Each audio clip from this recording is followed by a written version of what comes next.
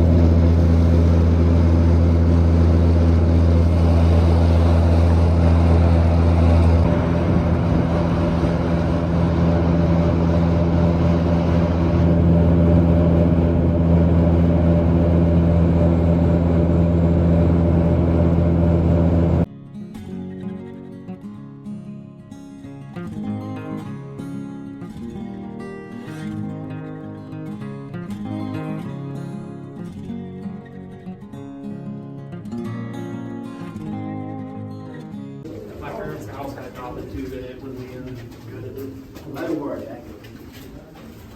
Yeah, it's colder than, Yeah, it's pretty good. feels colder.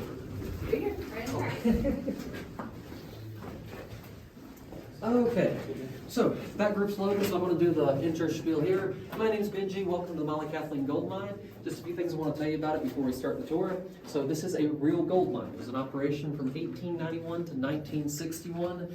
Everything you see down here, most things you see down here, they were actually used in the mines at some point. Now obviously, modern lighting, the mannequins, those weren't, but all of the tools, the hammers, all of this stuff was actually used down here at some point, or what was used. So, it's not a museum. We don't have to speak softly or walk in a single file. You can yell, you can scream, you can shout. If you see something cool that I haven't told you about, you can just kind of pick it up and like, hey, Benji, what's this? What does this do? That's perfectly okay. Now, if you do have any questions, just call out my name, and I am a bit hard of hearing. Lots of loud machinery. So if that doesn't get my attention, just raise your hand, find a rock, and throw it at me, just anything to get my attention, and I'll do my best to answer your question. If I can't answer your question or concern down here, I'll find someone up top who can. So, everybody good?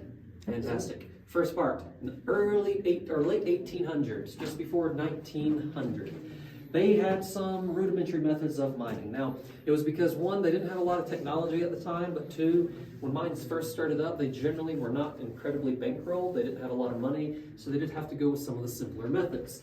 Simplest method would be a sharp piece of metal, a big heavy piece of metal, and some rock. You'd put the bit into the rock, you'd hit it, quarter turn, hit it, quarter turn, hit it. You'd keep doing that until this was drilled all the way into the rock.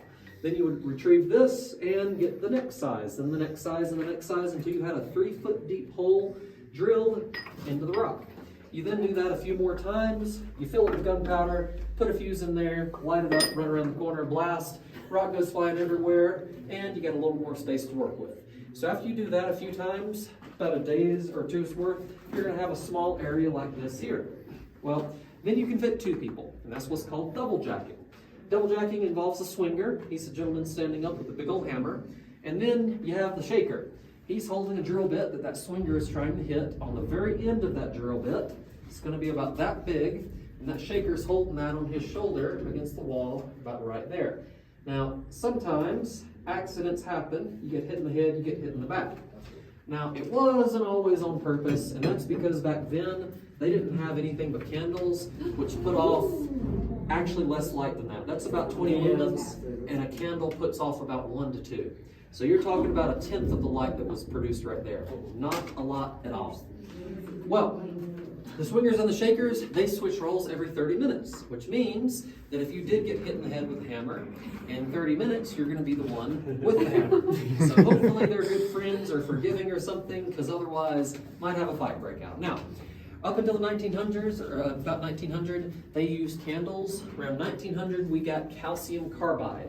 That comes in big barrels like this, and you put it into lamps like this. So how you would do it is, this is a flame-powered lamp. It's going to produce a flame right there. But you'd fill the bottom up with calcium carbide, and you'd fill this top portion up with water. Anybody guess why you'd put water in this? Creates a gas. Yep. So just like baking soda and vinegar, but this gas that it creates is flammable, acetylene gas. Comes out here, you light that up, that's going to be your lantern. Now the benefits is this uses just a little bit more oxygen than the candles do and produces twice the amount of light, which again, that's still not a lot of light. But this was what they used around the turn of the century. Now one thing I haven't touched on here is what happens to the rock. All the rock that you blast out of the walls, that's going to be called muck. It doesn't matter if it's a giant solid chunk of gold, which, spoilers, we don't actually have here. Everything's microscopic minerals contained inside of another rock called fluorite. But it's all called muck. Gold, silver, just regular granite, if it's blown out of the wall, it has to be removed, and that is called mucking. So, I'll tell you a little bit more about that, how that's done down here. It's just a short walk of ore in 2 hours. So sometimes you'd have to actually lift it with your hands, although they also had shovels as well. That gentleman back there is what would be referred to as a mucker. And again, 1 ton of ore in 2 hours. If he can't do it, he's going to be fired, brought up to the surface, someone else will be brought down to replace him. So, actually, we can move forwards just a little bit. We can kind of line up along the chain here, too, to about right here, just so we can kind of, everyone can get in and see.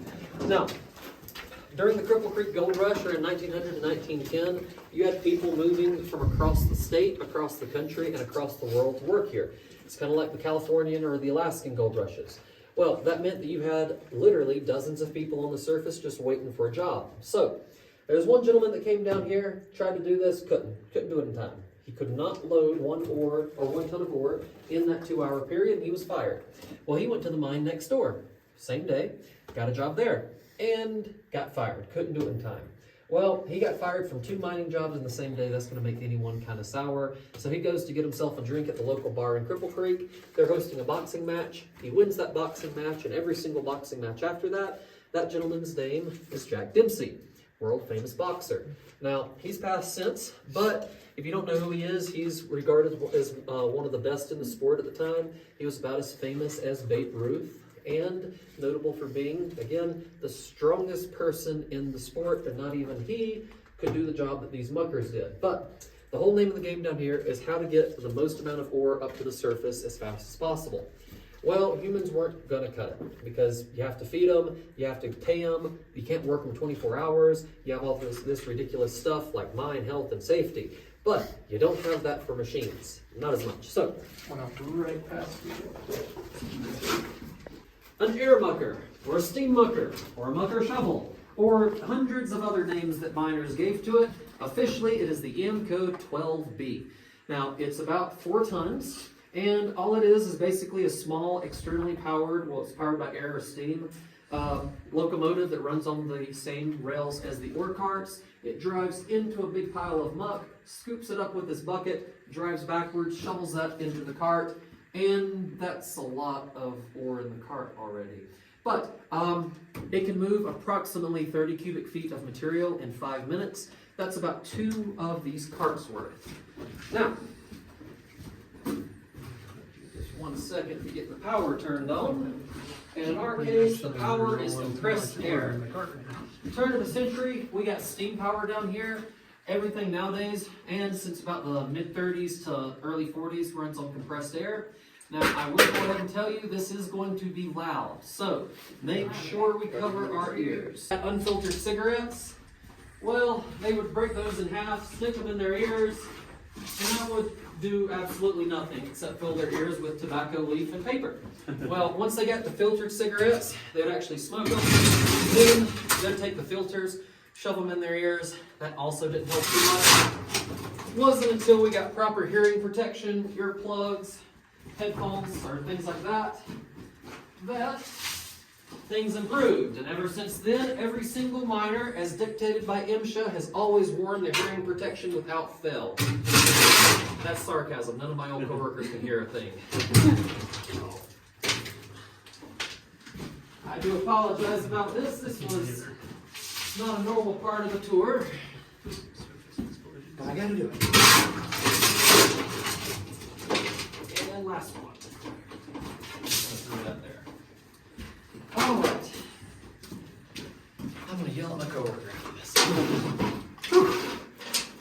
we're going to walk around here. Watch and notice the boring granite walls starting to be covered with a bright white crystal.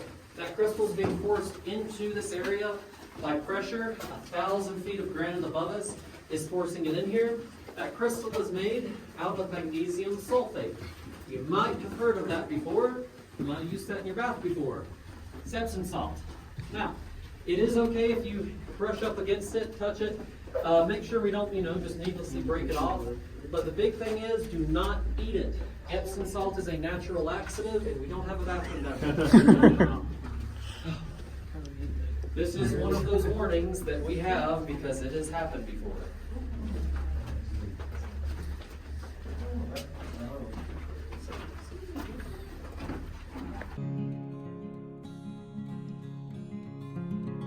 (1900s to 1910s), we got steam power down here. High pressure steam being pumped underground. So we started using machinery that was steam powered, like this one. Now, it's powered by air now. We've since converted it to that. But originally, it was steam powered, and one person could use it to drill a 6-foot deep hole in just a few hours. Now, one person could use it, but it took a team of people to move it around. It's a column drill. It has to be mounted very rigidly to the floor of the back of the mine. And so, since it's that heavy, or very heavy, it would take multiple people to move it around, but this was still a lot faster than the single and double jacking. So, how this would work is, this bit right here would be forced into the wall, rotate a quarter turn, be pulled back out, into the wall, quarter turn, back out, kind of like exactly the same thing as that single and double jacking. So, that was the upside to that. Downside is it did take a lot of time and a lot of people to move. But what they were trying to drill is a specific pattern of holes. Now, real quick, these are not the walls, these are the ribs. This is not the ceiling or the roof, this is called the back. And we don't have any cool names for the floor officially, it's just the ground of the floor. But that is a different term for the mine, so ribs and back. Well, here you got the rib charges along the side, you got the back charges along the top, you got the center charges here, you got the relief hole, and then the most important ones is the lifters down at the bottom. Now, all of these are drilled in at a 90-degree angle. The ones at the bottom are at a 30-degree angle. Those are called lifters because a split second after all the other ones go off, the lifters go off, pushes the rock up, outwards, across the room, and that separates the two workspaces. So now, you got a big empty area here. One team can start moving the column drill into this area, setting it up. Meanwhile, all of the muck is over there. So you have the muckers come in with their ore carts, mucking, and everything's done in separate locations, make things go a lot faster. Now, what they were using is this here. Can anybody guess what this is? Yes, yes, you've moved. Who said that? You get a cookie. So it is. So it's dynamite. The dynamite's active ingredient is nitroglycerin, and most people say gunpowder, or most people just say it's TNT. TNT. It's not actually dynamite, despite what the song says. Dynamite is nitroglycerin. Nitroglycerin, just pure nitroglycerin, is going to be a colorless liquid. If you drop it, it's extremely shock sensitive, and it's also explosive. There's a good chance it will detonate and go boom. The whole point of dynamite is to stabilize that nitroglycerin while preserving that explosive quality. So, the main issue down here was not dynamite sticks being dropped and then exploding. The main issue was health effects as well as freezing. So health effects, if you get nitroglycerin on your skin or you breathe in the fumes, you're going to get a horrible headache. And since they used dynamite down here, there was constant fumes of nitroglycerin down here. And so the workers down here, while they were using it, had some of the worst headaches imaginable. The other thing is freezing. Dynamite freezes at approximately 52 degrees Fahrenheit. And it is 50 degrees Fahrenheit down here. So sometimes dynamite would freeze. You'd be listening for the blast, boom, boom, boom, boom, boom, and then silence. You got duds. So if you do have duds, what do? Do you get one of your miners that's already down here that knows exactly how it works and exactly what the machines do and knows the mine like the back of his hand? No, he's too valuable. You're going to go up to the surface, find someone to pay $1 for the entire day to. You're going to give them this highly technical piece of equipment called a spoon. You're going to send them down here to dig it out. So they're going to come down here and try to dig those non-undetonated sticks of dynamite out. And at that point, one of two things is going to happen. Either one, they're going to be successful, they get it out and they take it up to the surface. Or two, it detonates, which in that event, it does have a silver lining. This is a really cheap device to replace. So, the other thing is the company that made the dynamite. They were having a bit of a problem. Now, you might know the name of the company. They're a company that many people know because they've never had a single controversy and never done a single bad thing in their entire existence. Of course, I'm talking about the wonderful DuPont. Now, DuPont were getting telegraphs by their customers saying, your dynamite's freezing. We need to fix this. It's just freezing underground. Too many duds. So they made the DuPont dynamite heater. It's a steel box. Don't worry, it gets better. A steel box, you fill each of the holes up with a little bit of water. You put your dynamite sticks in them, and then you put this on a fire. Put your giant box of dynamite on top of a fire to heat it up. Now it'll heat it up to about 70 or 80 degrees. You can work with it down here for about a half a shift. And it kind of solved the problem of it freezing, but there was still the issue of the dynamite ignites, or fire ignites dynamite. Also, this violates more MSHA regulations than there are MSHA regulations. But luckily, we don't use that anymore, because around the 1940s to 1960s, we got a new type of explosive. Now this one is called ANFO, ammonium nitrate and fuel oxidizer. Now, ammonium nitrate is a fertilizer. If you have any fertilizer at your house and you open the bag, you're going to see little white bits. Most likely, that's going to be the ammonium nitrate. Now, ammonium nitrate is also a really good oxidizer. And when you mix a really good oxidizer with a really good fuel, you can do some cool things. Or some bad things. Bad things like the Oklahoma City bombing. Good things like mining. And, space exploration. Because oxidizer and fuel push through one end of a big thing we call a rocket. And that's how we get to space. You have an oxidizer and a fuel burning. All a rocket is a bomb with aspirations. Now, this is called ANFO. It comes in two different flavors. Emulsive, which is kind of like Play-Doh. It's a similar consistency, like angry Play-Doh. We also have granular. Now, back in the 50s and 60s, we were using granular ANFO down here. Mix it with some number 2 diesel fuel oil. You can pump it through a hose into the holes. Then all you got to do is put in a detonator, wire it up, properly sequence it, and then you have your blast pattern. Now, you do have to sequence it, which is these little itty bitty stickers here that tells how many milliseconds of a delay it is. Now this is a 400 millisecond delay, which is less than half a second. 2400 milliseconds, so 2.4 seconds. The reason they're so small is because it's det cord, and det cord burns a little bit faster than normal fuse at a rate of about 21,000 feet per second. Not 2100, 21,000. That equates to about 4 miles in 1 second. Really fast. But we still have the rib charges, we still have the back charges, central charges, relief hole lifters. Same essential method that we use over there, just slightly, drop that. Don't want to be dropping my explosives now. There we go. So, that is one of the things that we had back around the 1950s or so. Around the 1940s, they were mixing ammonium nitrate in with the dynamite as a booster, but around the 1950s when we discovered just a little fuel oil and this great explosive. After World War II, we had these type of devices here called Jackleg drills. And some of the first equipment we got that was made of aluminum, making it a lot more lightweight. So it's called a Jackleg drill because of this jackleg. It is basically a 2-stage piston. You push air into the bottom, the entire thing gets longer. Push air into the top, the entire thing gets shorter. So what you do is you start out with this. Over here, you have the foot of that jackleg pushed against the rock, and you would start drilling. Well, instead of using your own body's force to push that drill into the wall, you simply channel some air into the jackleg. It would expand, forcing the drill into the wall. You can drill a 6 to 8 foot deep hole in between 15 to 30 minutes. Seeing as this is a hard rock mine with granite, more likely near the 30-minute mark. Now, as much as I'd like to show you some really cool stuff like they use in modern times, like a haul truck or one of those nice cool Carlscut mining machines they use in coal mines, we stopped in 1961, so this is as good as it got. If we kept it on operation, we'd probably have a couple more generation of interesting tools like these here that are handheld, but we didn't, so that's about it. But if you do want to see how modern mining is done, check out Newmont next door. You can see the entire open pit mine. You can see some of the equipment they use there. Not up close because, it's dump trucks as big as a house, but it'll still give you an idea of what modern mining is like. But we're going to head this way, or you do a little bit of placer mining and you find out where a gold vein is.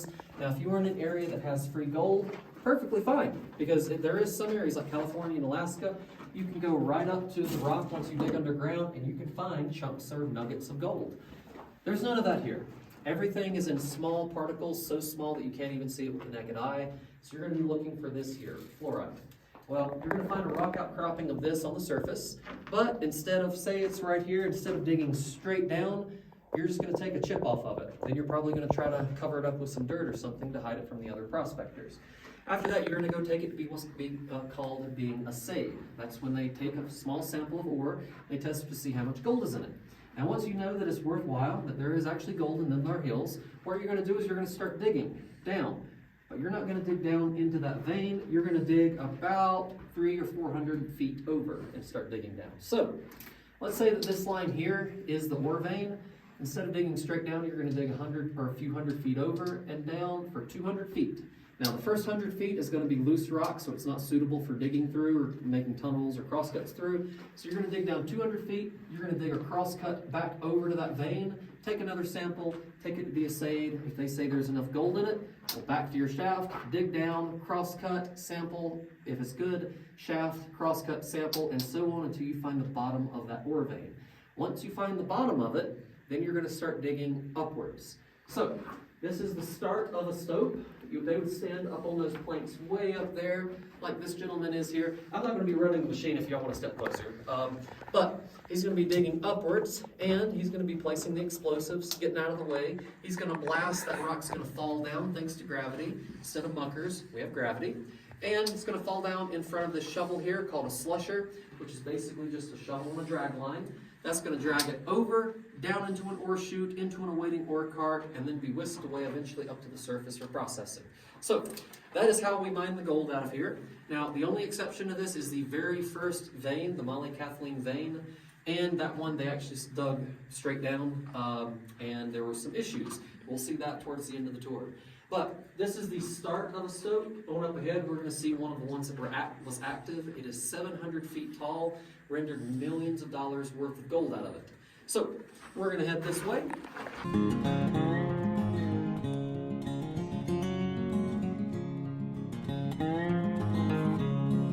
So this is called a stoper drill. This one is called a wiggle tail. Now that's because the bit is keyed in, so it only goes up and down. If you turn the machine, the bit turns, but the bit cannot turn independently. That means that it only goes up and down, and while it's doing that, the miner actually has to wiggle it, thus the name wiggle tail. This is also called the widowmaker. Can anybody guess why? Kick it around, spin around. Nope. So it only goes up and down. That is the most common answer, but it is manual. This is just here to get some leverage to spin it around. It's actually the rocks they're drilling through. More specifically, rocks falling on them. More specifically, tiny rocks falling on them, not big rocks. Now, the granite that we dig through, this contains silica. You dig through silica, you don't have a dust suppression system, you're going to be breathing in silica dust. Similar thing to breathing in coal dust. It's going to get trapped in your lungs, and it can't be removed. It can't be operated on. It's inoperable. And if you're in that environment long enough, you're going to lose the ability to breathe and all the side effects that go with that. So, the solution to it is infuriatingly simple. I would have been a 5th generation miner, but the previous 4 generation miners, they all had some issue with black lung or something like that from being from the East Coast. All the companies had to do to prevent it, drill a hole right down the center of the bit. That's it. Pump water up through the bit, out to the top. As it's chewing through the rocks, it does 2 things. Provides lubrication, longer life for your drill bit. That's good for the company. And it turns all that dust into mud, and so your workers are still able to breathe. Well, that has saved just a dust suppression system pumping water into where it is that you're drilling. That has saved hundreds of thousands, if not millions of miners' lives around the world. Unfortunately, it is not used in every mine. Most in the United States because of MSHA, but around the world, you still have some areas that just don't. Now, this is a more modern stoper drill. Has the air line here as well as the water line going in. Now, we don't actually use the water tanks down here because we're not actually drilling. It's just a deeper hole. This is just going to be vibrating against it. But don't worry, you can breathe while I'm doing this. It's perfectly safe. I will suggest that you put your, or cover your ears. And actually, if I could have y'all move right over here.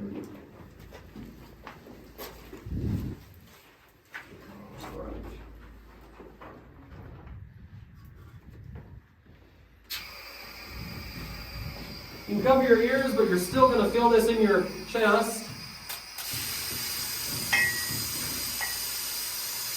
Well, that looks intimidating. There we go. 3, 2, 1.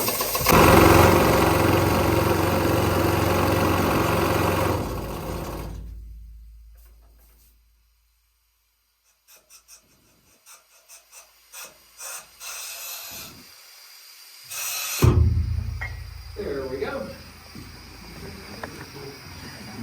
This is one of the ones that we did actively mine for 700 feet up. And that's how high it goes. Now, we can't see the whole 700 feet for a few reasons. One, it's not illuminated. Two, if we did have it illuminated and just a straight line straight up, we still probably couldn't see anything of detail. And then lastly, the ore vein that we dug out of here, it wasn't perfectly straight. Got bigger, got smaller, curved around on different sides, and so it wasn't just a straight shot all the way up.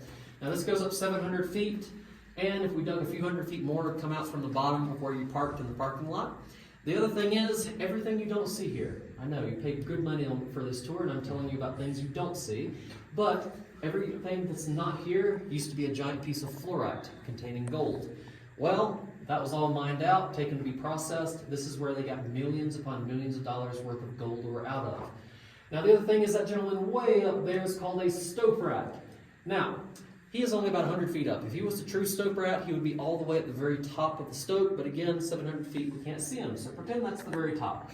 Well, he has the highest paid job here, a whole $5 a day, and he'll be working for 12 hours at the very top of the stope, and one of the big things is he has a lot of responsibilities. Actually, he doesn't have that many, it's just very important ones. It's just one. Don't drop anything, because if you drop a wrench, that's a 5-pound wrench, falling down 700 feet. But if you drop a 200-pound stoper drill, that's a 200-pound stoper drill falling 200 or 700 feet. That's not going to be good at all. That's going to destroy anything that it hits, most likely. So, it does have to make sure that everything is nice and secured up there. It's also a dangerous job if you fall, but he can only get up their ladder because we don't have fancy inclined elevators. We only have the vertical ones, and so they had to use the ladder to get all the way up there. If you were the stoper rat, that's 700 feet of climbing. Now, they aren't going to be climbing 700 feet with a 200-pound stoper drill on their back and about 50 to 100-pound worth of equipment and drill steels, because that ladder there cannot handle a quarter-ton of weight. So, before they start up, they're going to talk to the person at this machine. Now, this is going to require some participation. How old are you? 7. Fantastic. Did you know that in 1900, in one more year, if you were in 1900, you could get a job here. At 8 years old, you'd be paid 50 cents a day, and you'd be operating this for about 10 to 12 hours, all the way up, all the way down. So, they did use child labor back then because 1900s, lack of regulations. 8 to 12 years old, they would be running the slusher shovel I showed you in the first stope. They'd be running the winch system here, and they would also be running the honey pots from the here to up top, and we'll touch on that in a second. But basically what would happen is it would be get winched up. You tell them what area you need winched, and they'd winch it all the way up for you, have it waiting for you up there. When you're done with your shift, hook it on, yell down, and then winch it all the way back down. And I love this, it's just a trough, just 2 boards, it's shaped in a V, has the equipment right in that. It's simple, it's effective, and it just works. So, well, Crapper's Corner, basically they had plumbing down here, but they had a lot of empty dynamite boxes. That was the honey pots I was referring to. That would be another job to take the honey pots from the Crapper's Corner up to the surface, empty them, and bring them back down. But not the best job down here. 2003.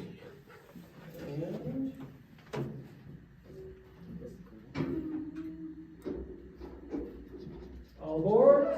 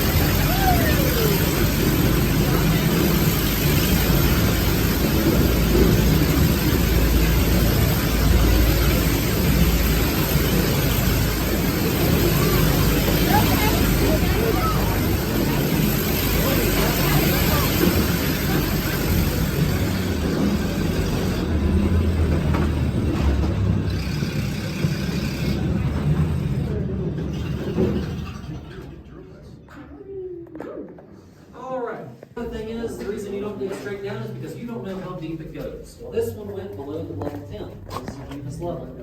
So we can either just leave the vein of gold there, or the gold ore there, or we can dig for it. But if we dig for it, we have to make a mine shaft inside of a mine shaft. Now, originally, you would have this bucket here, this cart here, and that steam winch back there, and that was it. You didn't have any of this extra stuff, none of this wood stuff in the apron. Well, they'd start their mornings, they'd throw their tools inside, one would hop on one side, one on the other. They'd ride it down for their full day, about 8 hours of work, filling that bucket up with 1 ton of rock. And then they'd bring it back up and then have to hand muck it for 2 hours into this cart. Same thing as I showed you at the very beginning, 2 hours to put a ton of ore into the ore cart. That's what this had to do. So 8 hours of blasting and digging, and then you have to do the mucking as well. Well, that was a lot of work.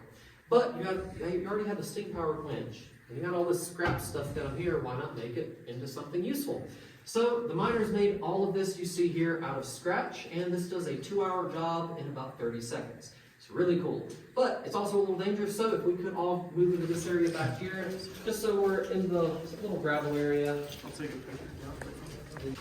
All right, so a 2-hour job in 30 seconds. In 3, 2, 1, let's jam.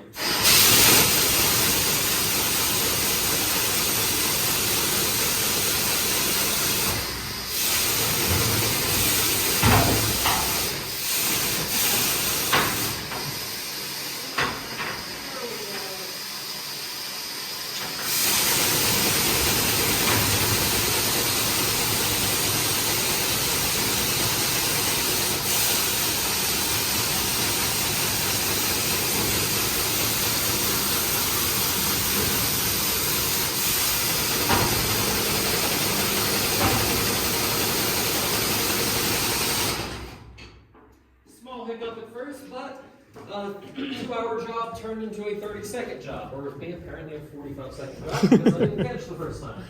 But everything here was custom made, and it's beautiful. I absolutely love it. But we're going to keep walking this way.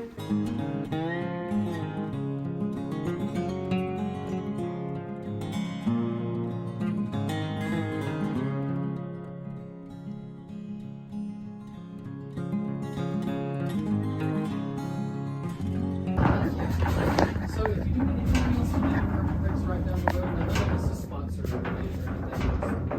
It's a small town. I like it. Cripple Creek never be a trail road.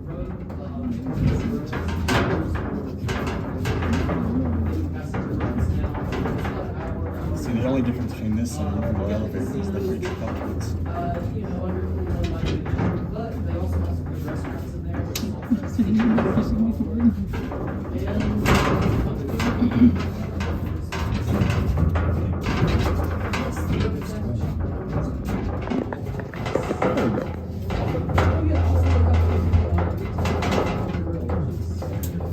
Did you get it?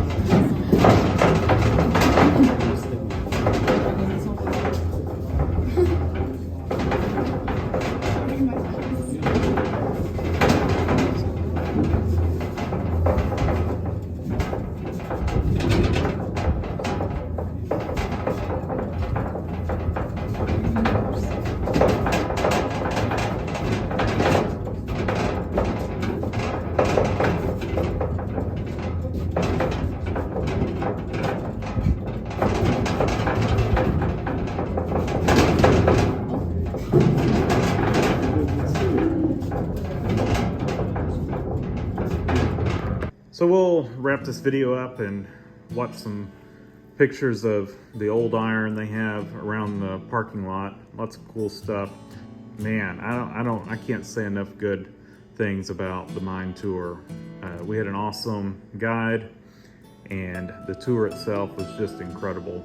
I didn't video all of it. Some of it I just watched and enjoyed, but tried to show you all some of the highlights. And if you find it interesting, I would recommend, you know, if you're ever planning a trip to Colorado or you happen to be in Colorado, just drive over to Cripple Creek and do the mine tour. It is definitely worth the drive. I live in Houston. I would drive to Cripple Creek again just to do the mine tour. I mean, you know, we planned this trip. To be honest, that's how I kind of found Cripple Creek, was the mine tour. I was looking for, you know, mines to tour. And so I found it and found all kinds of cool stuff in the area. So that's how we settled on, you know, a trip to Cripple Creek. You know, we ventured other towns in the area, but it was centered around Cripple Creek, and we actually stayed in Victor, Colorado. But highly recommend going and doing the tour. I'll put a link in the description to their website. You can go check them out, see, you know, the exact location of it. They are open, it's seasonal, so they're open through the summer, I think closed winter. I don't exactly know the exact dates in there. Like I said, if you're curious about it, check out the link in the description, go see their website. It'll have all their information there. So, again, awesome tour, highly recommend. That's gonna do it for this one. Lots more videos on Colorado to come. I say a lot more. We've got a couple more videos, you know, some of the stuff we did. So make sure you're subscribed. Thanks for watching. Leave a comment down below. Hit the like button and subscribe for more.